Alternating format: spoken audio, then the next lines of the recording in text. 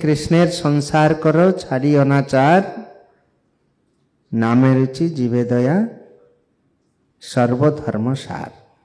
কৃষ্ণের সংসার, আমরা সংসার করি, সংসার মধ্যে যদি কৃষ্ণকে কেন্দ্রীভূত করে সংসার করে থাকি, তাহলে সেইটাই বাস্তব সংসার হয়। এই জগতের যে সংসার দেখা যায় সেটা অবাস্তব, ক্ষণস্থায়ী। একমাত্র কৃষ্ণকে নিয়ে যে সংসার করা হয় সেইটাই নিত্য এবং সেইটাই বাস্তবিক আমাদের গন্তব্যস্থল। সংসারে আমরা জীবনযাপন করি কি নিয়ে? ঘর দ্বার, স্ত্রী পুত্র পরিবার আদিকে নিয়ে। যদি আমরা মহাপ্রভুর শিক্ষায় শিক্ষিত হই এবং তার সেই শিক্ষায় যখন আমরা ভগবত সংসারময় জীবন যাপন করি, অর্থাৎ আমাদের যা কিছু সব কিছুটাই ভগবানকে অর্পিত হয়, সেই বুদ্ধিতে যখন আমরা বসবাস করি, সেটাকে কৃষ্ণের সংসার বলা হবে। কৃষ্ণের সংসার মানে বৈকুণ্ঠের সংসার, যেখানে কৃষ্ণকে কেন্দ্রীভূত করে কৃষ্ণের সুখ বিধানার্থে, কৃষ্ণের উদ্দেশ্যে এবং কৃষ্ণের জন্যই আমাদের জীবন ধারণ করা। তাহলে সেই সংসারটা সুখময় সংসার এবং সেইটাই নিত্য সংসার। যদি এটা আমরা ঠিক ঠিক বুঝতে পারি, তাহলে আমাদের সংসারের দুঃখ থাকে না। দুঃখটা আসে কোথা থেকে? দুঃখটা আসে যখন আমরা ভগবানকে ভুলে যাই। ভগবানকে ছেড়ে যখন ভাবি যে এটা আমার এবং আমি আমার বুদ্ধিতে আমি এই দেহ সম্বন্ধীয় বস্তুকে নিয়ে যখন পড়ে থাকি, তখন এই সংসারটা ক্লেশময় হয়।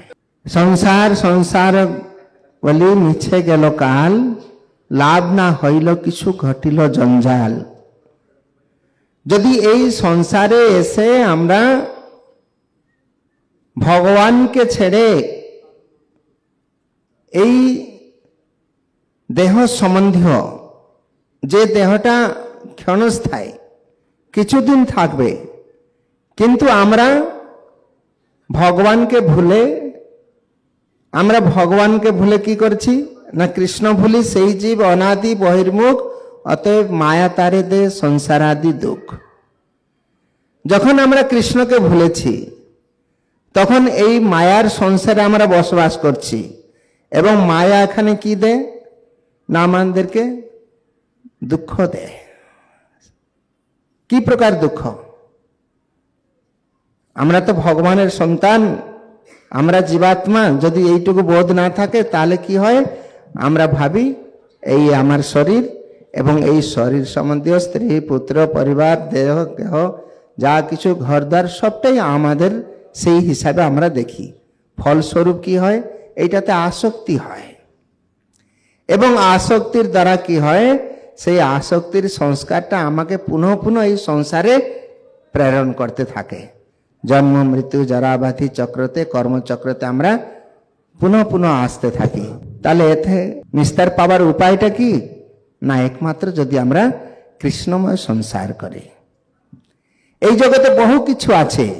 শ্রীমদ্ ভাগবতে বলছেন, শ্রোতব্যাদিনী রাজেন্দ্রং মৃণাংসন্তি সহস্রশ অপশ্যতাম আত্মতত্ত্বং গৃহেষু গৃহ মেধিনাম। আমাদেরকে আত্মতত্ত্বদর্শী হতে হবে। ভাগবতে বলছেন সুখদেব গোস্বামী পরীক্ষিত মহারাজকে, যে যখন আমরা আত্মদর্শী না হই, তখন আমরা এই সংসারটাকে নিজের দেহ সম্বন্ধীয় সংসার মনে করে এবং গৃহটাকে খটা করে গৃহ কেন্দ্রিক হয়ে যায়।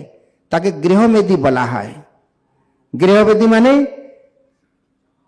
এই পারিবারিক সম্বন্ধীয়, দেহ সম্বন্ধীয় সংসার করে, সেইটাতে আমাদের সমস্ত কিছু আমরা নিজের যে পরমায়ু, নিজের যে অর্থ, নিজের সময়, যা কিছু বুদ্ধি, সব কিছুটাই কেবল এই গৃহকেন্দ্রিক হয়ে আমরা জীবন যাপন করি। তাকে বলে গৃহমেধি। মেধা মানে কি?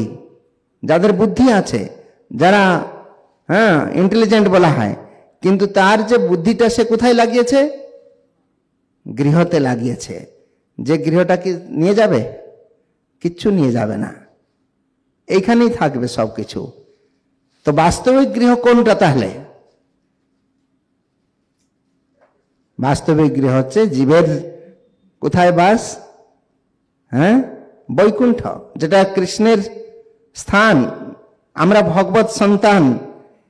এই জন্য মহাপ্রভু কি করলেন? এই জগতে এসে কৃষ্ণ চেতনা দান করলেন।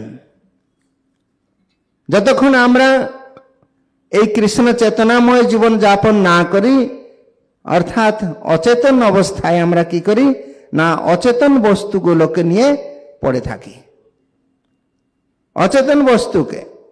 সেই জন্য বললেন অপশ্যতাম আত্মতত্ত্ব গৃহেষু গৃহমেধিনাম। যতক্ষণ আত্মদর্শী না হই, আমি যে ভগবত সন্তান, আমি যে ভগবানের অংশ, আমার স্বরূপটা কি? জীবের স্বরূপ হয়ে কৃষ্ণের নিত্য দাস। কৃষ্ণের তটস্থা শক্তি ভেদাভেদ প্রকাশ। মহাপ্রভু শিক্ষায় আমরা এইটুকু বুঝতে পারি যে আমরা ভগবত দাস, আমরা ভগবানের সেবক। এবং তাকে যখন ভুলে যাব তখন কি হবে? তখন এই সংসারটাকে আমাদের ভাল লাগবে। এই সংসারে তাহলে কি থাকবো না? থাকবো, কিন্তু কিভাবে থাকবো তার কৌশলটা বলে দিলেন। তুমি যেমন থাকো, যেখানে থাকো, যে অবস্থায় থাকো, সদা হরি বলে ডাকো। গৃহে বা বনেতে থাকো, সদা হরি বলে ডাকো। অর্থাৎ হরি কেন্দ্রিক, ভগবত কেন্দ্রিক, কৃষ্ণ কেন্দ্রিক। কৃষ্ণের সুখের উদ্দেশ্যে, কৃষ্ণের জন্য আমরা এই সংসার করছি। স্ত্রী, পুত্র, পরিবার, ঘর দ্বার যা কিছু ভগবানকে নিয়ে থাকবো, ভগবানকে অর্পণ করে থাকবো, ভগবানের ভোগ লাগাবো, ভগবানের প্রত্যেকদিন কীর্তন করব, তার কথা শুনবো। গুরু বৈষ্ণবদেরকে নিয়ে তাদের সঙ্গ সান্নিধ্যে আমাদের জীবনটা সেই রকম কৃষ্ণময় সংসার গড়ে তুলব। এইটাই বাস্তবিক সংসার করার উদ্দেশ্য।